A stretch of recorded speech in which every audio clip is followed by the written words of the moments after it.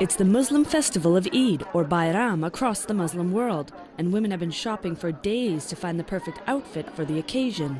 The varied styles and designs at affordable prices have made Istanbul a mecca for Islamic fashion. Istanbul-based Modanisa.com, the leading Islamic fashion website in the world, is seeing sales surge, and in part due to France's ban on the burkini, says International Sales Relations Manager Franca Soria. So this is the kind of burkini that Modanisa sells. So you can see this is really modern. So we provide 1,000 types of burkini in Modanisa.com. And then after the ban, we sell more and more. Franca says sales of the burkini have doubled in recent weeks. More and more people know about burkini. I mean, and then the sales like, double, triple. Yeah, because why? Because maybe not only Muslim women, there's a woman who like to cover themselves when they go to the beach. The growing choices and functionality of the apparel is becoming more popular amongst non-Muslims, says Franca.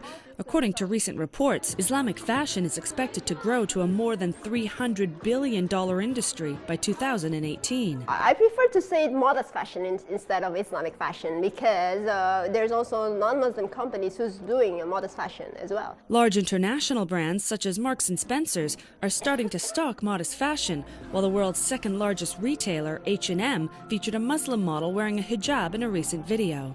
The women who choose to be covered also can be as stylish as you, also can enjoying his life as much as you. So actually, it's a form of style that people need to respect. Yet while modest fashion may be becoming more mainstream, critics, such as those in France, see the conservative attire as a representation of extreme Islamic practices that say a woman must not show her skin for fear of tempting the opposite sex. The Islamic fashion world says it's not about the religious oppression of women, but rather about servicing the need of today's conservative modern woman, something that's been long overlooked by the general fashion industry. Daily, Modanisa photographs over 300 different modest designs from the over 300 brands they work with. These designs are sold to consumers in more than 100 countries. Hilal Bursa Jibiji is a fashion designer and says globalization has spurred the growth of the industry. Actually, fashion is constantly and easily changing, and the industry is such a huge industry, and lots of people want to get a piece of pie.